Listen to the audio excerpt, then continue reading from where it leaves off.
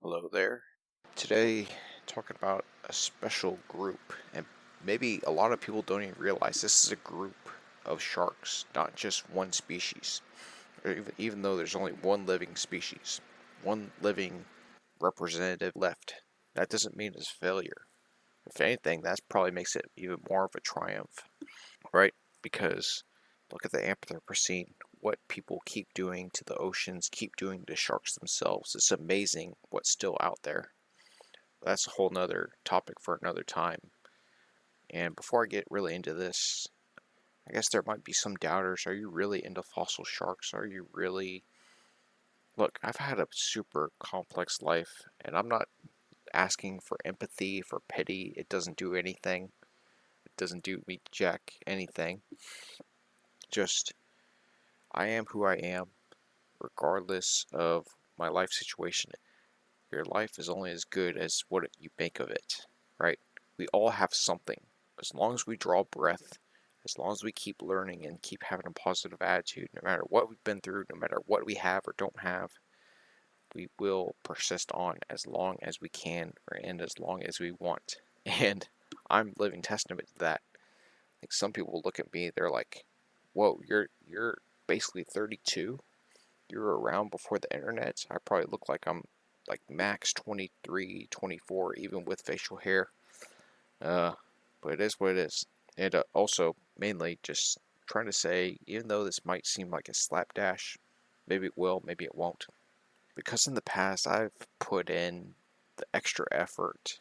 I'm proud of those podcasts, given 100% plus effort and writing outlines and really making sure to edit things tightly.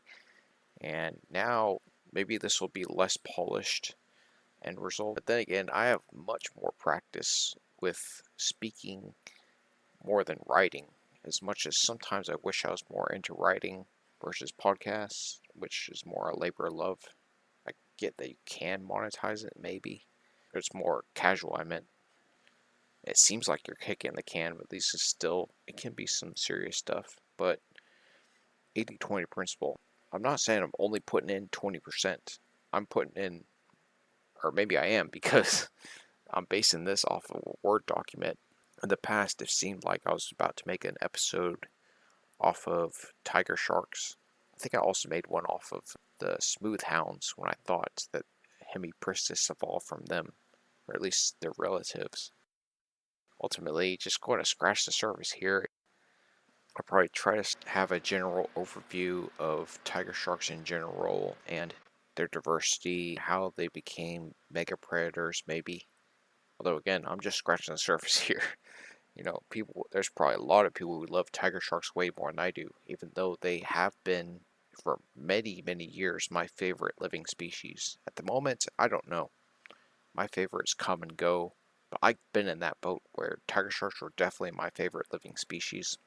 I don't know, maybe lately I've gotten more into freshwater fish and appreciating the living fossil representatives of those, you know, the pikes, the bowfin, the gar, the sturgeon, and those are deserving of praise. I've been tempted maybe to make a podcast or slideshow about them, but then again, I found recently a lecturer, Dr. Ken Solak, leading researcher of Gulf sturgeon in the Gulf of Mexico region.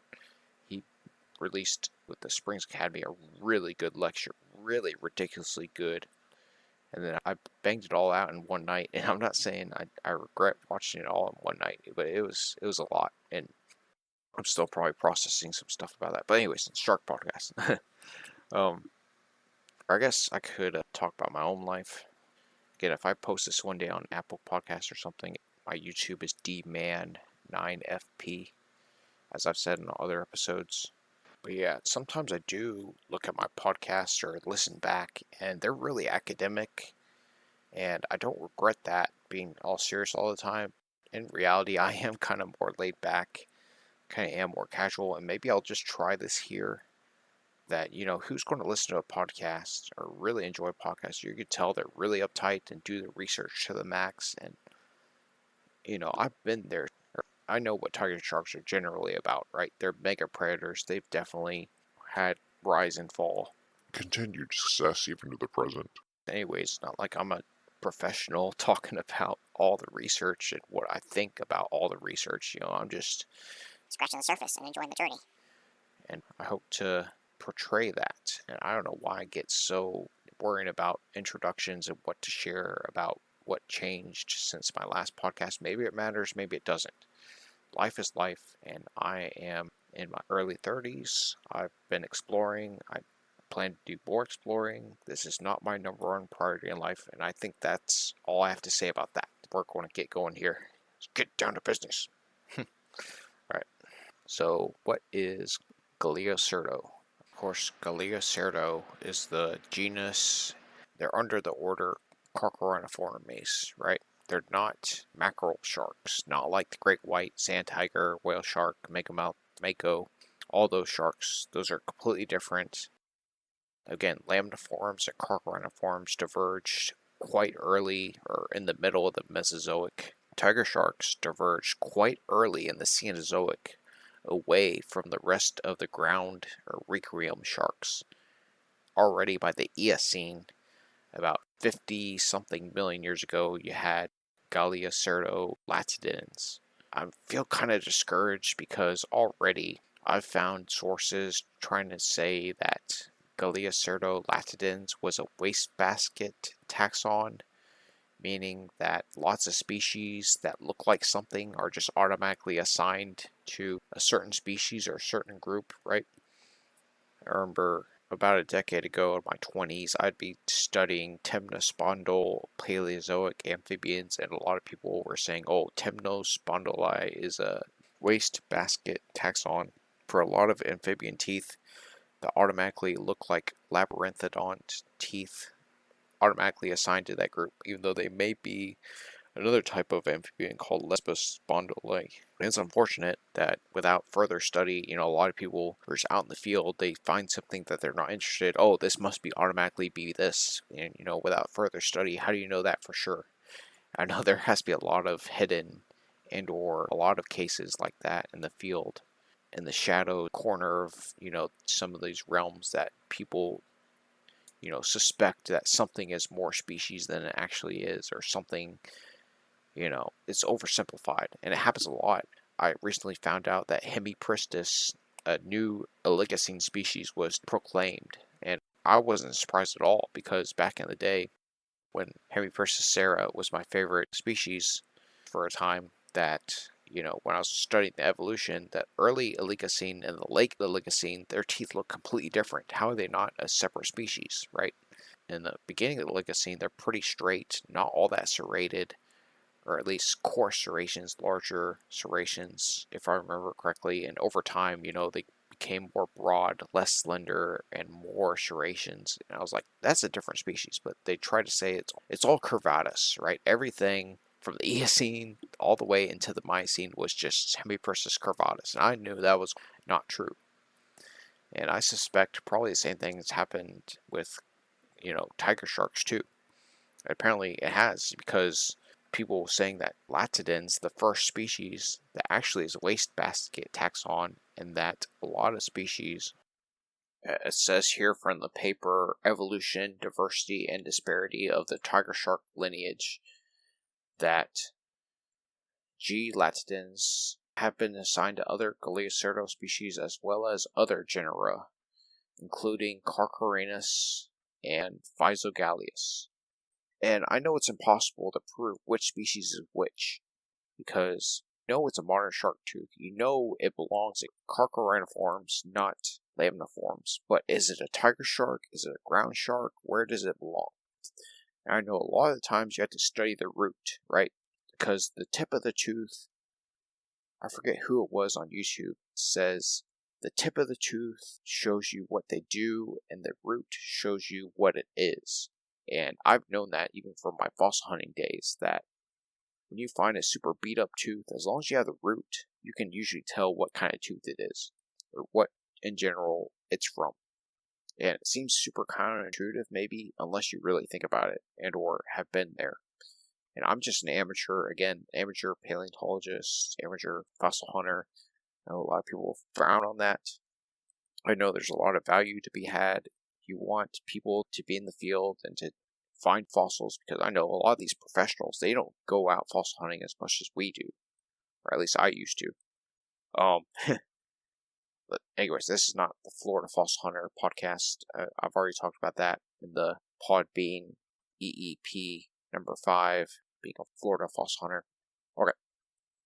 Yeah, so tiger sharks were definitely a distinct lineage family by the Eocene, when a lot of these modern sharks were arising, and especially carcharhiniforms were really diversifying, and really, you had hemipristis, I just thought about mako sharks and the megatooth sharks. You had those two on the lamniform side. They're starting to get much more specialized.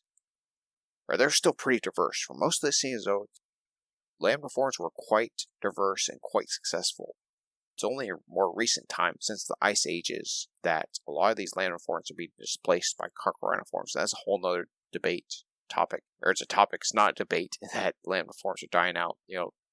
Great white sharks are critically endangered. I hate to be that person if this is the first time you're hearing that, but it's the truth. There's much more depressing things. The state of large rivers in this world, the state of so many things. Land mammals, better now than later, right? When you hear when such and such goes extinct. I hope they don't go extinct, a lot of these species. With genetic diversity going down, with the amount of wildland out there going down, why are we even studying bringing back woolly mammoths and all these Tasmanian tigers? We can't even protect what we have on land at present. Anyways, I'm not trying to juggle all the topics here of being a nature lover. Okay, next time I make one of these fossil shark podcasts, I'm definitely making an outline and sticking to the facts, being more professional. I suppose this kind of does break up the monotony of the first few podcasts where, I had number 3, it was more casual, or at least the first half. The second half, that was actually part of EEP number 2, but I'm living in the present, not in the past. Okay, well, technically I am living in the past because we talk about fossil sharks here, but they're part of the whole process of life, which is one happening. Again, this isn't a fossil fleet podcast, but okay. I don't know for certain if there's 20 separate species, or 22 have been listed over the years as fairly valid species of tiger sharks. Maybe there are more, maybe there are less. There's definitely more than just one linear lineage of tiger sharks. Maybe most people don't realize that. Maybe even most non-fossil hunting shark lovers don't know that there have been dead ends. Because again, evolution doesn't have an end goal. It's experimenting. What works given the present situations or situations in the past?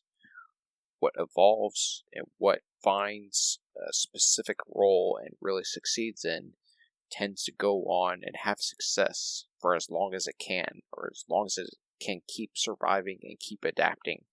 And if it doesn't, if the changes are too fast, it dies out. Look at Galeocerdo eaglesomei. I love those teeth, right? Super wicked, broad, coarsely serrated tiger shark teeth. Undeniably tiger shark, even though in a lot of ways they probably resemble more hemipristis teeth than typical, at least by how they started off and how they presently are, tiger shark teeth. They're more blunt and curved, even though, again, I guess latidens might be more than one. A lot of the ones in the past, they might be something else that were assigned to latidens. Maybe there are more carcharhinus teeth that look like that, or physogaleus. I'm pretty sure physogaleus is still a valid group. I've heard arguments that actually, no, physogaleus was not valid. It's just all a type of tiger shark, Galeocerdo. 70 to 90% certain, or I guess you could say 80% certain, that in the Paleocene there were definitely carcharhiniform shark teeth. Right, they've been around since the Mesozoic. I'm pretty certain during the Paleocene, before the Eocene, there were physogaleus. I might be wrong there. I know they definitely appeared by the Eocene. And there are similarities in the root between physogaleus and Galeocerdo. I'm no expert here, but seeing that a lot of people, a lot of paleontologists still use the group physogaleus, more than not, I'm going to assume that it's still a valid taxon. Now, it might change in the future. I don't know. They might be combined. But again, we don't have genetic data here. at least from Physogalius, because they're all extinct and you can't get genetic material from these fossils. So even in the present, I think when most people think about tiger shark evolution, they only think about a few species, right? Think of latidens became alabamensis, but I just heard on another paper that actually it might have been Physogalius.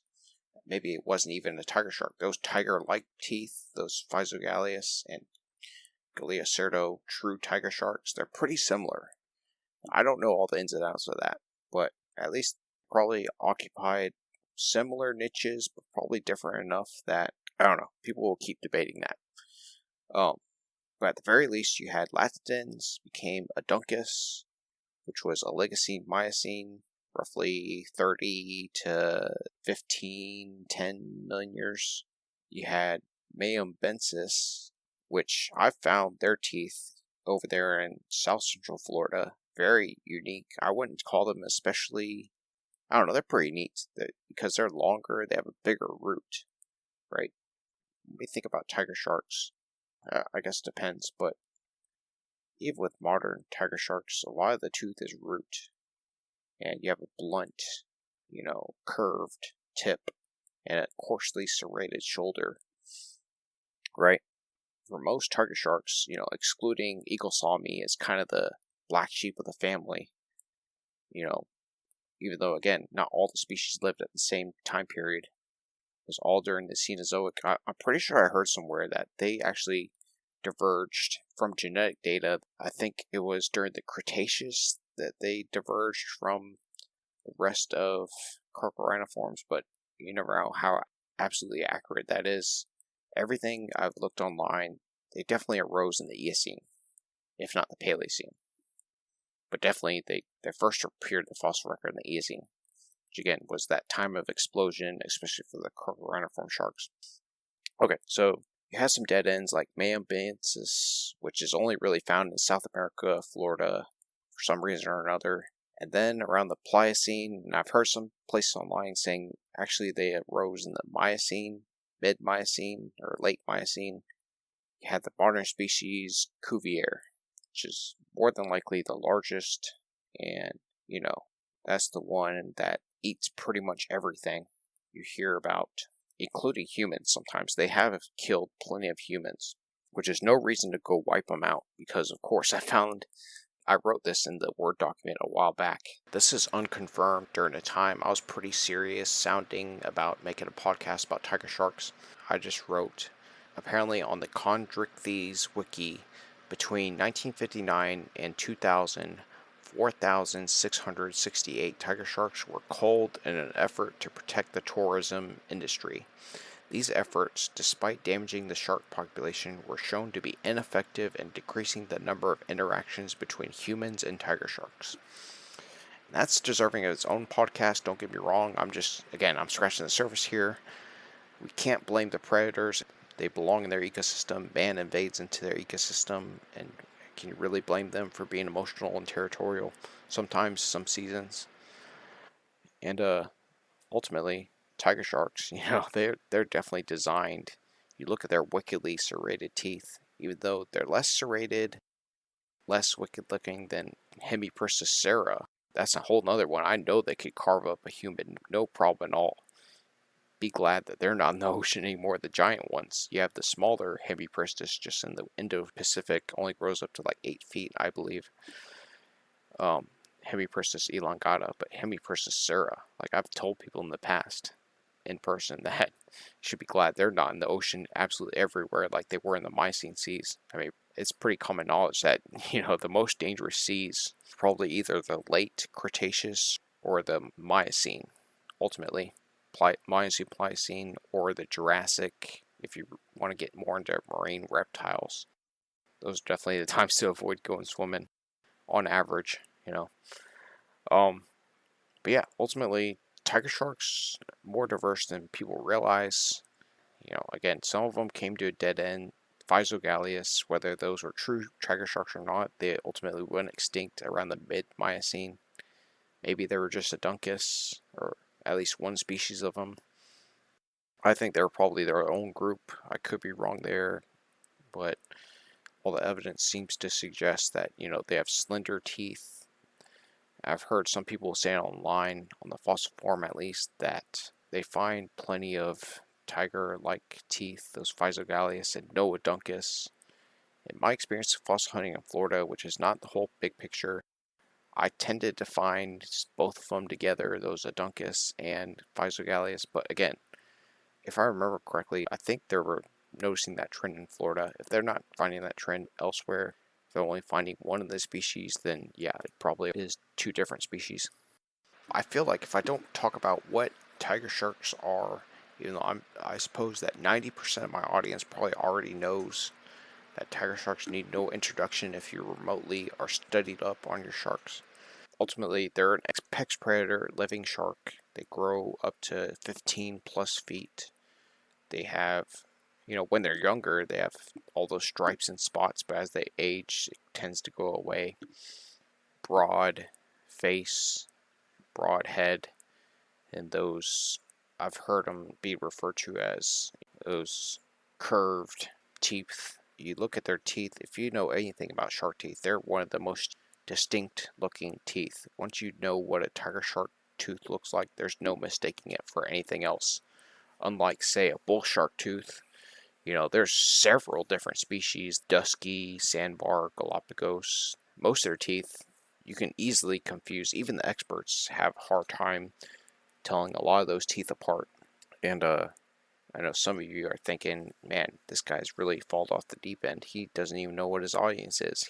I can't blame you there, but I'm trying to appease lots of people here. Do your own research if you need to go super duper in depth. I hate to say that, but it's the internet. You all have access to the internet. I get that. You don't want to study. You don't want to actively spend energy here. You want me to just spill all the beans here. But all right. So tiger sharks are pretty unique. I'm glad they're still around. I hope they're still around for as long as I live, at the very least. I know as long as humans don't mess with the planet too much, they'll definitely outlive humans. I know sharks definitely will, no matter what we do. We'd have to eradicate everything in the ocean to outlive sharks. Which, if we eradicate everything in the ocean, we wouldn't survive anyways because we depend on oxygen that comes from the oceans. We think that most oxygen comes from land, from trees. Actually, I think they said like half of it comes actually from photosynthetic organisms. Yeah, that they use the carbon dioxide, produce the oxygen. It's not just oxygen, it's always here. It has to be renewed, right? We use it all up, us and our livestock and other stuff. And tiger sharks are here to stay. I'm glad they are, because they're definitely formidable apex predators. They've had an interesting, not so linear evolutionary past with dead ends, with twists and turns, and who would have guessed that this little, you see what their teeth looked like in the early Eocene, you'd think, all right, you had some exceptions. You had eaglesomei, he looked like it might have been an apex predator, but I'm sure if you're betting on a horse, you probably wouldn't bet on, those little tiger sharks over there. Probably would have been called something else back in the day. Tigers weren't even a thing until what, the Pleistocene, Pliocene? Probably would have been called weasel sharks or something like that. And you know why weasel sharks got their name? Because most modern weasel sharks, which includes Hemiprocessura, were moderately sized or small. So Hemiprocessura was definitely not a weasel. And I'm not going to resent. I think it's if anything, it's ironic that one of the most interesting megapredatory shark is technically called a weasel shark. But it's all human language. It's all debatable. Or I guess scientific literature still does its own thing. But reality is reality, no matter what you call it, And I'm trying to think if there's anything else I missed. Oh yeah, and if you're wondering, that soul surfer woman who still surfs, I'm pretty sure.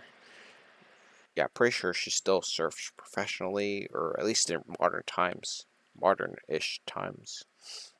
Bethany Hamilton lost her arm to a tiger shark, and I've read in one article she apparently didn't even feel it. She just was swimming, looked down, saw a bunch of blood, and her arm missing. That's how sharp their teeth are. That's how efficient they are at carving up skin and bone. Because a lot of shark teeth are nice and pointy, dainty relatively, even though it is a pretty, strong. Shark teeth are made of pretty similar material, but I think they have an extra phosphate or something compared to bone. It's pretty strong, one of the strongest natural materials on Earth. Native Americans in Florida would use, especially fossil shark tooth arrowheads. Even modern shark teeth has arrowheads. Hawaiians, right? They don't have much. You can use igneous rock or certain metamorphic rock, but it splits easier. So I guess a lot of time they would use shark teeth, not bone. Teeth aren't bone. And yeah, you just have to improvise for some of those things sometimes. And yeah, I know some people have died from tiger sharks, and I know it's not a joke. And my condolences, but you stick your neck out in nature, you have to know the risks. Anytime you jump in the ocean, that's not your home. That's the shark's home. I know a lot of people heed their warning. I wouldn't go in that. You can't see the bottom. Look at Reddit. Got thalassophobia subreddits. Fear of the ocean. I get that. Ultimately, if you think you can control nature, you have another thing coming. And the fact that sharks are still around, despite all that man has done to damage the planet, to try to eradicate them sometimes, when we thought we were making Earth a safer, nicer, more sophisticated, quote unquote, place by culling sharks. If anything, it just made ecosystems in our own life even more out of whack. We depend on the oceans, whether we live by the ocean or not. We can get into the end Permian extinctions, when the ocean became super stagnant and all that stuff. But that's a whole other topic for another time, not for this podcast. But just bring that up in general, that the oceans depend on sharks, and we depend on the ocean, which depends on sharks. Love them or hate them, they're still important. So is their evolution, and in the present as well. It's all connected. I know this episode was a fairly hodgepodge. I want to get the conversation going. I want people to comment, why didn't you talk about this species more? Why didn't you bring up that, this or that? That's the thing about tiger sharks. Extinct species had a lot of interesting things going. We just don't know. We only have their teeth pretty much. But look at modern tiger sharks. I think one of the things that contributed to their success, about why they're living and those giant snaggletooths aren't. I learned this a while back, at least from when I took an online course about sharks. It was on one of those online for free education courses websites. I forget. Coursera. Yeah, it was a really good online shark course, and I think that's where I first learned that tiger sharks, they can have either 80 or 40 pups. Yeah, great hammers have 40, and tiger sharks can have up to 80. Or maybe even more than that, pups in one litter. And why would they want to do that? Put in that energy cost? I don't know. They don't raise their young, and they're pretty energy costly, but I guess maybe because they eat anything. They're definitely not discriminate feeders. They'll eat even garbage. So they're sight predators. They're not just smell, they're not just sight. I don't know, you could call them dumb, I suppose, but then again, I don't think they're eating rocks. So you look at a plastic bag, even sea turtles eat plastic bags. That's more the human's fault more than the creature's fault. But, well, we are creatures technically. And, yeah, there's more to talk about tiger sharks. Again, I'm just scratching the surface here that their evolution is definitely not linear. It's been much more diverse in the past. As with many groups, even like mega tooth sharks are not just linear. I'm sure they're definitely more than. That's the thing about evolution. We think there's a starting and ending point, but really it just keeps on going on as it can. And what can evolve, evolves, and what fails, fails. And, there's no rhyme or reason besides just trying to make sense of what happens. And the fossil record is no exemption from that, no exception. So, you can definitely, even here in Florida, I've dug up Physogaleus and multiple species of tiger sharks. So I know they're definitely diverse. They were diverse. And I hope that one day when, humans are no longer around, that tiger sharks can diversify again or die gracefully. they are an evolutionary dead end. Nature doesn't what goes extinct. It just keeps going on. Something will take its place. If certain species goes extinct and its role was super important, something will replace it eventually, sooner or later. So there's no sense in bemoaning what goes extinct too much. I can go. I know certain species you can't think about all the time. If it does seem doomed, and it does seem you have to celebrate that it's still here more than bemoan what may or may not happen in the future. It's the cherry on top, right? Sharks and sturgeon. How the heck are they still around? They've been around for hundreds of millions of years. They're the ultimate survivor. They are a success. They won at the game of life way more than humans. Humans were on our way out. And I can expand upon that, but I'm winding down this podcast. I'm not trying to ramp myself up. Again, open for questions, comments, suggestions. I hope I did a half decent job talking about tiger sharks in general. Maybe this will get the conversation going more than a nice, shiny, super polished up podcast that you can't really engage as much. I don't know. Maybe this will become a more regular thing, or maybe I'll keep doing my own adventures and my own. I don't know. I hope I do this more regularly. This was fun. As my podcast tend to be. Maybe sometimes I'm too uptight. But ultimately, I'm just trying to make sense of things and enjoy the variety, enjoy sharing the facts, sharing the insights that are to be had, interpretations. Everybody interprets things differently, right? We can get stuck in the weeds of I'm more right than you are. I think we should shine light on everybody's perspective. All right. I think I've said all I have to say about that for now. Yeah, definitely let me know your thoughts if you have anything to share about this topic or anything about sharks in general. What's your favorite shark? What do you think about Cenozoic sharks versus Mesozoic sharks? Or have I said enough about Megalodon? Megalodons are definitely in my top 5 favorite sharks. I think, I wish the giant snaggletooth would get more attention. It rightfully deserves, in my opinion. But Megalodons were inherently interesting too. Just because maybe it's a little bit overhyped doesn't mean it wasn't an inherently interesting shark. As are many sharks. All sharks are pretty interesting in my opinion. They're perfect predators, more than not. Maybe some of them outcompete other sharks. A lot of people say that Physogallus was outcompeted by modern tiger sharks. Maybe there's some truth to that. Maybe they died out. That's allowed other tiger sharks to spread. You talk about extinctions and something replacing another. I think it has more to do with, I'm not saying always, but I think it tends to lean in the direction of something died out and something expanded as a result of something else dying off. But again, when speciation happens and something expands on the borders of another species, I guess competition is inevitable or likely. Something can start to displace something else. I don't know. I definitely trust the researchers more than my speculations. But all right, that's all I got. And keep doing your thing, and see you next time. All right, cool.